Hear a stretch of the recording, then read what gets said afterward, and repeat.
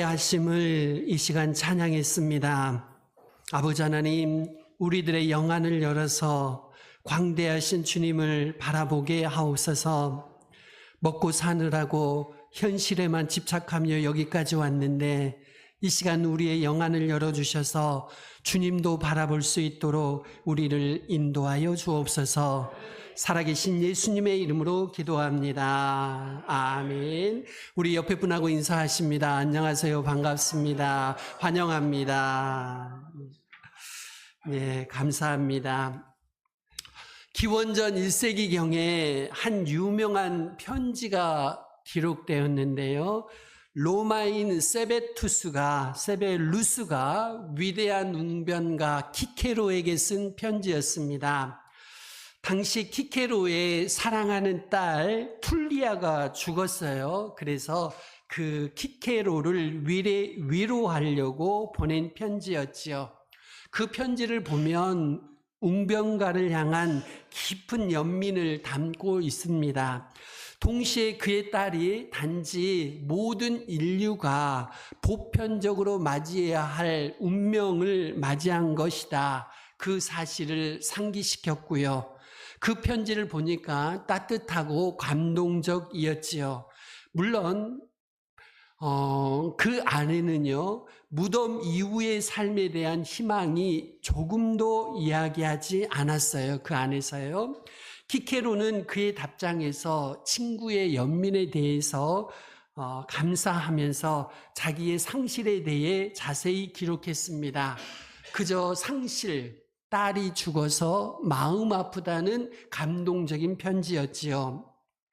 한 세기가 지난 후에 사도 바울은 키케로가 처했던 것과 유사한 상황에 놓여 있는 그리스도인들에게 편지를 쓸 기회가 주어졌는데요. 당시 그리스도인들은 수많은 동료들의 죽음 앞에서 낙심하고 있었습니다. 옆에 있는 기독교 동료들이 많이 죽어나갔으니까요. 그럼 그들에게 바울이 이렇게 말했습니다. 형제들아, 자는 자들에 관하여는 너희가 알지 못함을 우리가 원하지 아니하노니 이는 소망 없는 다른 이와 같이 슬퍼하지 않게 하려 함이라. 우리가 예수께서 죽으셨다가 다시 살아나심을 믿을진데 이와 같이 예수 안에서 자는 자들도 하나님이 그와 함께 데리고 오시리라. 그러므로 이러한 말로 서로 위로해라. 데살로니가 전서에 나옵니다. 앞에 두 편지, 그러니까 세베루스의 편지와 바울의 편지를 보면 주목할 만한 대조가 나옵니다. 이 두 편지를 통해서 선명하게 두드러지는 것이 있는데요. 바로 그리스도인들의 믿음 안에 있는 내세에 대한 새로운 관념입니다. 키케로는 당시 플라톤의 불멸에 관한 견해를 모르지 않았습니다. 플라톤의 사상에 의하면 멸하지 않고 망하지 않고 영원히 있다는 것이지요. 하지만 플라톤의 불멸에 관한 지식이 무자비한 죽음의 공포를 직면한 사람에게는요, 특별히 사랑하는 가족의 돌이킬 수 없는 상실을 경험한 사람에게는 그저 빈약한 위로에 지나지 않았습니다. 반면에 바울은요, 소망과 확신을 이야기했지요. 바울의 이야기를 보면 모든 상실의 고통을 겪는 사람들에게 진정한 위안을 주었습니다. 바울이 말하는 소망, 확신, 위로, 이런 것들은 과연 어디서 나왔을까요? 그 답이 여기에 있는데요. 그런 것들은 바로 예수 그리스도를 통해서 이 땅에 들어왔습니다. 여러분, 우리에게는요, 죽음이나 고통 앞에서도 소망을 가질 수 있고 확신을 가질 수가 있고 위로도 할 수 있습니다. 여러분, 우리는요, 상갓집에 가서도 상주들을 위로할 수 있어요. 그저 마음 아프다는 것, 그 아픔에 대해서 위로하는 게 아니고요, 미래에 대한 소망을 주면서 우리는 상주들을 위로할 수가 있습니다. 그 소망과 확신, 위로는 모두 다 예수님의 부활에서 나왔습니다. 그분과 직접적으로 나누는 인격적인 교제에서 나왔다고 할 수 있습니다. 첫 번째입니다. 새로운 소망. 요한복음 11장에 나오는 사건을 통해서 새로운 소망이 베일을 벗기 시작하는데요. 요한복음 11장에서 예수님께서는 결정적으로 이런 말씀을 하십니다. 요한복음 11장 25절, 26절 두 절 말씀인데요. 한번 같이 읽습니다. 시작. 예수께서 이르시되 나는 부활이요 생명이니 죽어도 살겠고 무릇 살아서 나를 믿는 자는 영원히 죽지 아니하리니 이것을 내가 믿느냐. 아멘. 마리아와 마르다, 나사로는 예수님과 가까운 사이였습니다. 그들은 예루살렘과 멀지 않는 베단이라는 곳에 살고 있었고요. 예수님이 그 가족을 잘 알고 있었어요. 마리아, 마르다, 나사로 를 잘 알고 있었지요. 누가복음에 의하면 예수님께서 그들의 가정을, 그들의 집을 종종 방문하셨고요. 한 번은 예수님이 가르치실 때 마리아가 음식을 준비하는 대신에 예수님의 발 앞에 붙어 앉아가지고서 말씀을 배웠습니다. 언니 마르다를 당혹스럽게 하면서 말이죠. 예수님은 그 가족 한 사람 한 사람을 사랑하셨고요. 그들도 예수님을 사랑했습니다. 그런데 어느 날 그 가족에게 문제가 생겼지요. 예수님께서 그 자리에 없었기 때문에 그들을 도와줄 수가 없었고요.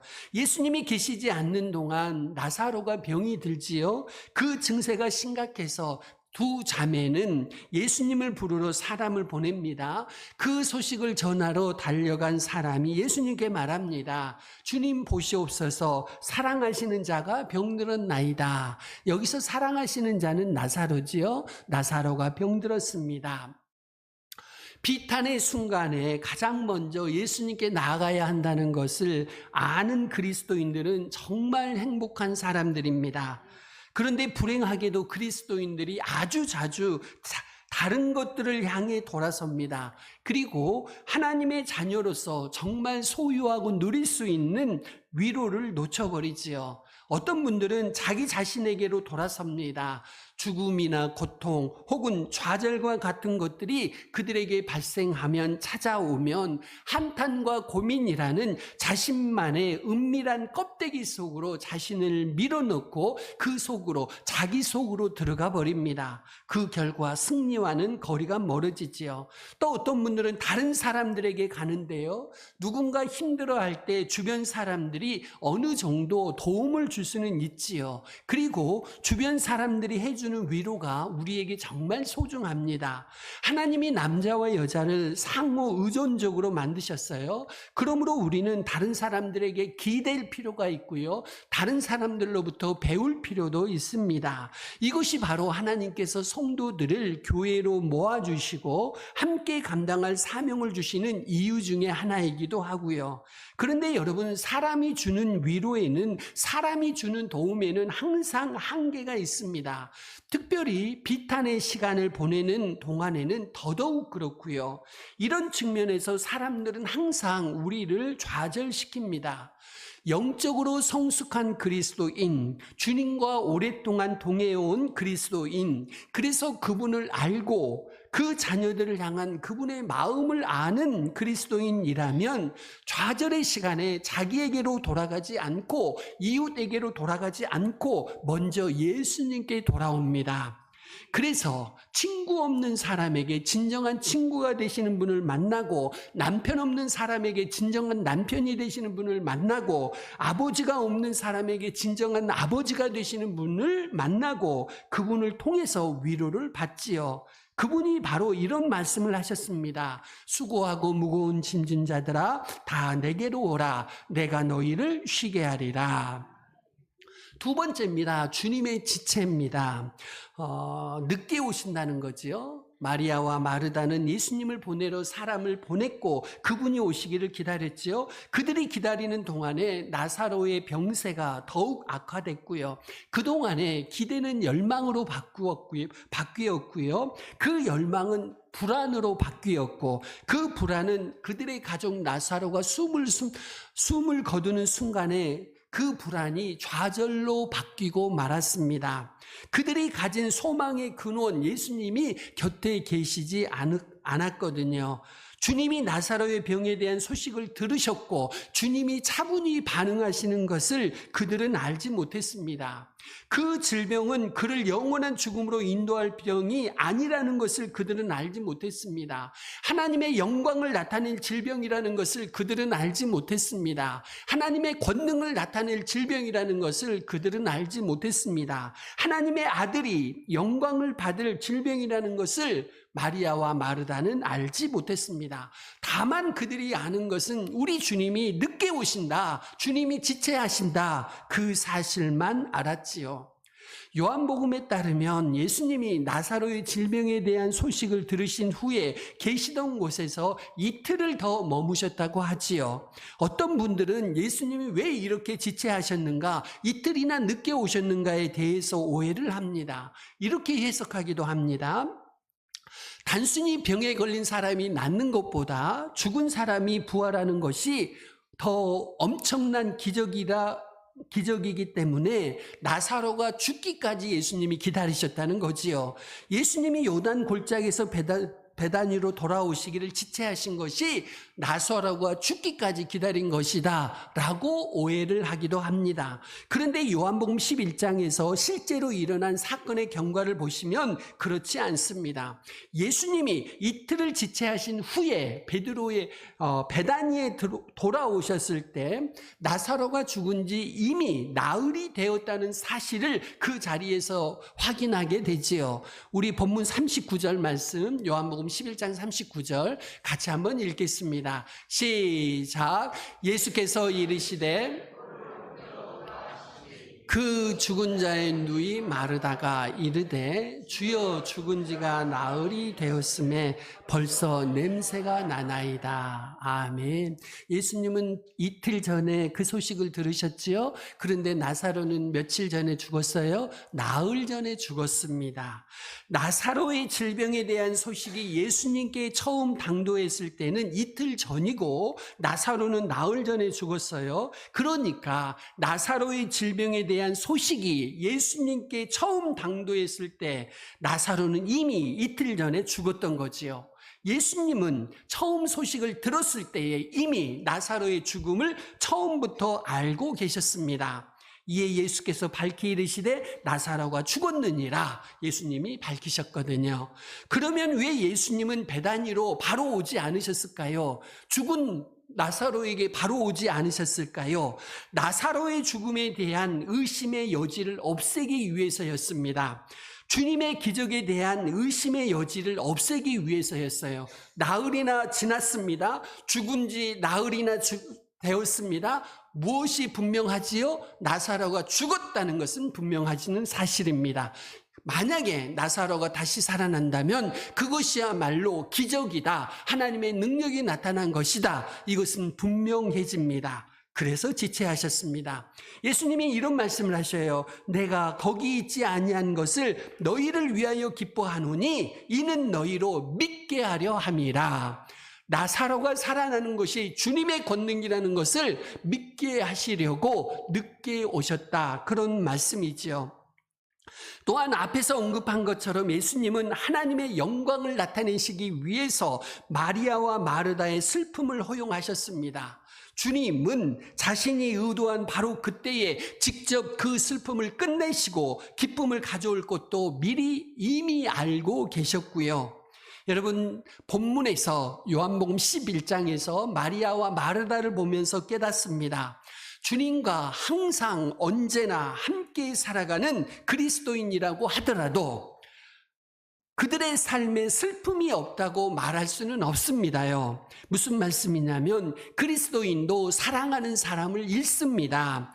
그리스도인도 질병 가운데 살아갑니다. 그리스도인도 거절과 핍박의 고통을 겪습니다. 그리스도인도 사랑하는 가족과 친구를 잃습니다. 그런 상처 가운데 살아간다는 것이지요. 그리스도인이라고 해서 다른 사람들이 겪는 고통과 아픔, 상처, 상실을 경험하지 않는다. 그런 말은 없습니다요. 그런데 우리에게 중요한 것은 슬픔을 겪지 않는 것이 아니고 하나님이 그 슬픔을 아시고 바꾸신다는 사실입니다. 또한 슬픔이 아무 이유 없이 그리스도인에게 찾아오는 것이 아니다. 하나님께서 아무 이유 없이 우리에게 슬픔을 허용하지 않으신다는 사실입니다요. 여러분, 성경에서 하나님은 변덕스러운 분이 아니시지요. 또한 연약하지도 않으시고 무능하지도 않으십니다. 항상 최고로 지혜롭게 행하시지요. 그러므로 여러분들이 살면서 어떤 고통이 다가올 때에 하나님이 그 고통을 통해 목적이 있으시다는 것을 확신하시기를 바랍니다. 또한 언젠가는 그분의 영광을 위해서 그분의 영광을 드러내는 방법으로 우리가 겪고 있는 이 고통을 끝내실 것도 여러분들이 확신하시기를 바랍니다. 세 번째입니다. 믿음의 대조입니다. 예수님이 베다니로 돌아오시는 것으로 이야기는 계속되지요. 당시 유대 지도자들은 예수님을 죽이려고 마음을 이미 굳힌 상태였고요. 예수님도 자신이 그곳에 계시는 것을 알리고 싶지 않으셨어요. 그래서 베다니 성읍으로 바로 들어가지 않으셨고요. 대신에 베다니 성읍 밖에서 기다리셨습니다. 예수님이 기다리시는 동안에 마르다는 예수님이 오셨다는 소식을 듣고 예수님을 만나러 나오지요. 마리아는 이때 집에서 기다리고 있었고요. 우리는 마르다와 마리아의 모습 속에서 두 가지 믿음의 유형을 확인할 수 있습니다. 먼저 마르다입니다. 마르다가 예수님께 먼저 왔을 때 그녀의 언어를 보면 믿음이 있고 의심이 함께 담겨 있습니다. 주께서 여기 계셨더라면 내 오라버니가 죽지 아니하였겠나이다. 그러나 나는 이제라도 주께서 무엇이든지 하나님께 구하시는 것을 하나님이 주실 줄 아나이다. 마르다가 한 말입니다. 그리고 이어서 자기 오빠에 대해서 이렇게 말합니다. 마지막 날 부활 때에는 다시 살아날 줄을 내가 아나이다. 여러분, 마르다는요 이렇게 말한 겁니다. 예수님이 하나님께 구하시는 것이라면 무엇이든지 주실 줄 압니다. 그렇게 말했어요. 그런데 그녀는요 예수님을 시간과 장소라는 틀로 제한합니다. 그녀가 이렇게 말했거든요. 주께서 여기 계셨더라면 내 오라버니가 죽지 아니하였겠나이다. 이어서 이런 말도 합니다. 마지막 날 부활 때에는 다시 살아날 줄 내가 아나이다. 시간과 장소의 틀로 예수님의 능력을 제한하고 있지요. 마르다는 이 시대의 많은 사람들처럼 뛰어난 지적인 신자라고 할 수 있습니다. 강한 성격을 가졌습니다. 그녀의 생각은 비판적이었고요. 합리적인 것을 믿고 있으며 직접 느끼는 것 이상은 표현하지 않았습니다. 물론 마르다에게 장점이 있지요. 왜요? 기독교 신앙은 합리적이고 기독교 신앙은 우리의 지적 동의를 요구하고 있으니까요. 하지만 단순한 지적 동의는요 언제나 약점을 가지고 있습니다. 뭐냐면 만약에 보이는 것이 우리 신앙의 전부라고 한다면, 우리가 이해하는 것이 우리 신앙의 전부라고 한다면 우리의 신앙은 언제나 우리의 지식, 우리의 시각 안에 제한되고 말게 됩니다요. 그러다가 우리가 이해할 수 없는 위기를 만나게 되면 그때 아무런 힘도 쓰지 못하고 맙니다요. 또한 이런 신앙은 항상 일정 부분 의심과 섞여 있을 수밖에 없는데요. 왜냐하면 모든 하나님의 진리와 섭리를 어느 누구도 다 이해할 수는 없기 때문입니다. 이어서 마리아를 생각해 봅니다. 그녀의 신앙 역시도 이성적인 부분이 없지는 않습니다. 그녀는 예수님께 배웠으니까요. 그러나 그녀의 신앙은 무언가 더 포함하고 있습니다. 마리아는 예수님께 다가와서 마르다가 했던 말과 똑같이 이런 말을 합니다. 마리아가 예수 계신 곳에 가서 배웠고 그 발 앞에 엎드려 이르되 주께서 여기 계셨더라면 내 오라버니가 죽지 아니었겠나이다 하더라. 주께서 여기 계셨더라면 내 오라버니가 죽지 않았겠습니다. 이 말은 마르다나 마리아나 똑같이 하는 말이지요. 그런데 여기 마리아가 울먹이며 하는 말은 마르다가 앞에서 했던 것과는 약간 차이가 있습니다. 마르다는요 예수님과 대화하는 과정에 예수님과 논쟁을 벌입니다. 그런데요 마리아는 주님의 발 앞에 엎드렸다는 사실을 성경은 강조하고 있습니다. 그녀의 말은 주님의 발 앞에 엎드리며 완전한 신뢰와 확신 가운데서 터져 나왔던 것이지요. 주님의 발 앞, 주님의 발 앞은 마리아가 제일 좋아하는 위치였습니다. 전에 마르다가 음식을 준비한 동안에도 마리아는 주님의 발 앞에 앉아 있었지요. 요한복음 12장에서도 그녀는 마리아는 다시 한번 주님의 발 앞에 있습니다. 요한복음 12장에서 마리아는 주님의 발에 향유를 붓지요. 그리고 마리아가 예수님의 장례에 관련해서 이 일을 했다. 예수님이 직접 말씀해 주시고요. 이것을 보면 마리아는 예수님이 십자가에서 돌아가실 것을 이해했고요. 말씀을 배웠고요. 말씀을 들었습니다. 그런데 단순히 지적 지식의 수준을 넘어서서 예수님을 친밀히 알고 사랑했던 것이지요. 그 이해와 사랑으로부터 예수님은 모든 것이 가능하다라는 직관적인 깨달음이 그녀에게 나왔던 것입니다요. 저와 여러분도 예수님의 발 앞에 엎드리시기를 바랍니다. 여러분이 제일 좋아하는 곳이 예수님의 발 앞이 되시기를 바랍니다. 네 번째, 부활입니다. 이런 배경 속에서 예수님께서는 두 여인에게 당신이 부활이요 생명이라는 사실을 가르치십니다. 앞에서 우리가 함께 읽은 말씀입니다. 나는 부활이요 생명이니 나를 믿는 자는 죽어도 살겠고 살아서 나를 믿는 자는 영원히 죽지 아니하리니 이것을 네가 믿느냐. 이 말씀은요, 두 가지 생각을 담고 있습니다. 첫 번째, 예수님 안에서 부활은 현재 일어나는 사건입니다. 나를 믿는 자는 죽어도 살겠고, 지금 믿는 사람은요, 죽어도 산다는 겁니다. 현재의 부활을 이야기하고 있습니다요. 바로 예수님이 부활 생명 그 자체이시기 때문이지요.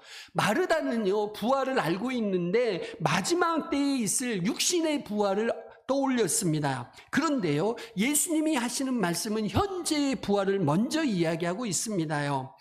삶과 죽음 간의 차이를 결정짓는 진정한 부활은 언제 일어나느냐? 우리가 예수님을 만날 때 일어납니다요. 쉽게 말씀드리면 저와 여러분이 예수님을 만나면 우리는 그 순간 부활하는 것입니다요. 한 개인이 예수님과 얼굴을 마주하게 되는 그 순간 일어나는 부활입니다. 그 순간에 부활이 일어나는 것이지요. 왜 그럴까요? 예수님이 바로 우리에게 주시는 생명이 부활 생명이기 때문입니다. 여러분, 우리가 예수를 믿을 때 예수님이 우리에게 새 생명을 주십니다. 그 생명은요, 있다가 없어지는 생명이 아니고 살다가 죽는 생명이 아니고 예수님이 우리에게 주시는 생명은 영원한 생명이고 죽지 않는 생명이고 부활 생명입니다요. 그래서 우리는 예수님을 믿으면 바로 부활을 경험하게 되는 것이지요. 만약 여러분이 예수 그리스도를 믿으신다면 여러분은 이미 부활을 경험하고 부활을 살고 있습니다요. 우리는 허물과 죄로 죽었지요. 그런 우리가 예수 그리스도를 만나면서 하나님이 그분의 능력으로서 우리에게 새 생명을 주십니다. 영원한 생명을 주시지요. 부활을 주셨다는 것입니다요. 이것이 바로 나를 믿는 자는 죽어도 살겠다, 예수님이 하신 말씀의 의미입니다. 예수님을 믿는 믿음은 영적으로 다시 사는 것, 다시 말씀드려서 부활입니다. 우리가 영적으로 죽었다가 다시 살지요? 쉽게 말씀드리면 부활입니다. 성경의 다른 곳에서는 이것을 거듭남이라고도 하고 영생이라고도 표현하고 있습니다. 요한복음 11장 25절 26절이 말씀하고 있는 두 번째 위대한 가르침은 미래의 부활입니다. 미래의 때에 부활 역시 사실이며 그 또한 예수 그리스도와의 관계에 달려있다는 것이지요. 그래서 예수님이 무릇 살아서 나를 믿는 자는 영원히 죽지 않는다 말씀하셨습니다. 오늘 우리는 부활을 경험하고 있을 뿐만 아니라 장차 예수님이 재림하시고 나서 우리 모두가 부활할 줄로 믿습니다. 육신의 부활을 우리가 경험하게 되는 거지요. 여러분이 현재의 부활과 미래의 부활을 믿으시는지요? 이 약속에 대한 확신이 있으신지요? 그렇다면 예수님이 이 땅에 오실 때 우리의 영혼을 구원하시고 또한 이 생에서 우리를 인도하시기 위해서 이 땅에 오셨을 뿐만 아니라 그분과 함께 영원히 살도록 우리에게 부활의 육신을 주시기 위해서 이 땅에 오셨다는 사실을 깨달으시고 거기에서 큰 힘을 얻으시기를 바랍니다. 본문에서 이야기는 극적인 결론으로 이어지지요. 이 이야기는 예수 그리스도께서 약속하신 것을 한 예를 통해서 미리 맛보는 것으로 끝이 납니다. 예수님이 무덤 앞에 다가오시지요. 사람들은 옆에서 무슨 일이 일어날지 보려고 그 주변에 서 있습니다. 그때 예수님께서 무덤 앞에 있는 돌을 옮기게 하시지요. 그리고 예수님의 입에서는요, 아주 권위 있는 명령이 나옵니다. 우리 본문 43절 말씀, 예수님의 명령 한번 보시겠습니다. 시작. 이 말씀을 하시고 큰 소리로 나사로야 나오라 부르시니. 아멘. 여러분, 무덤 앞에서 누구 이름을 부르면서 누구야 나오라 부르면 그 사람은 분명히 그 병원에 가야 할 분이십니다. 그렇죠? 다른 인간은 이렇게 하는 적도 없고 하는 사람도 없고 해본 사람도 없고, 만약에 그렇게 하면 그 사람은 하얀 집에 가야 될 사람이죠. 정신 나간 사람입니다. 그런데요, 우리 주님이 그 일을 하십니다. 나사로야 나오라. 죽은 자를 놓고 나사로야 나오라고 하실 수 있는 분은 우리 주님 한 분이신 줄로 믿습니다.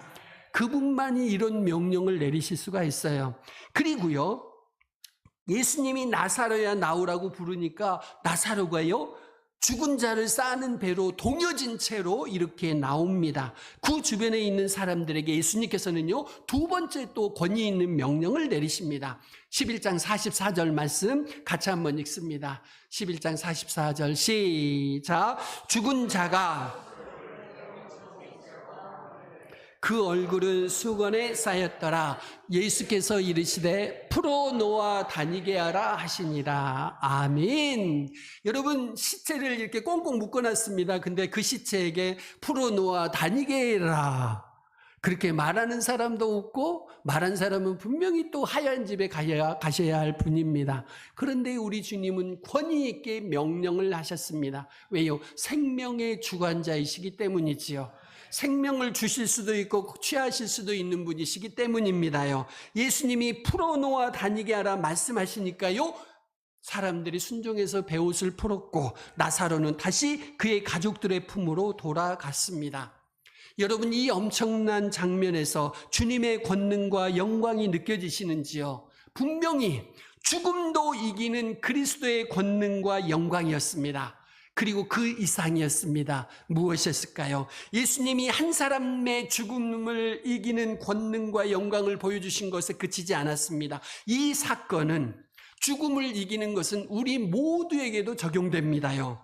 이 사건은 하나님이 예수 그리스도 안에서 우리에게 하시는 일을 보여주는 그림이라고 할 수 있습니다요.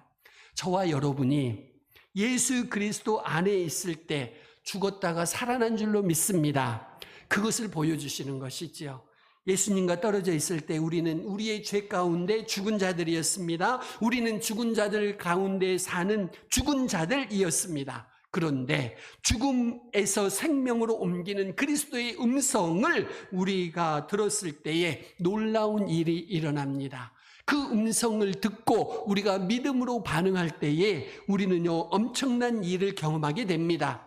나사로처럼 죽음의 무덤에 살고 있던 우리가요, 무덤 밖으로 나오게 됩니다. 그리고 나사로처럼 우리의 수의가 벗겨지는 것입니다요. 우리가 예수를 믿을 때 일어나는 일입니다.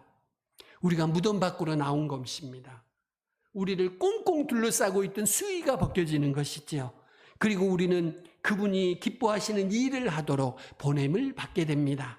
우리 이 시간 같이 기도하며 결단하시겠습니다. 나는 부활이요 생명이니 나를 믿는 자는 죽어도 살고 있고 무릇 살아서 나를 믿는 자는 영원히 죽지 아니하리니 이것을 네가 믿느냐? 예수님 말씀하셨습니다. 우리 이 시간 같이 주님 앞에 기도할 때 나도 예수님을 믿어 부활 생명을 얻고 현세의 부활을 경험하게 하옵소서. 나도 예수님을 믿어 부활 생명을 얻고 미래의 부활을 누리게 하옵소서.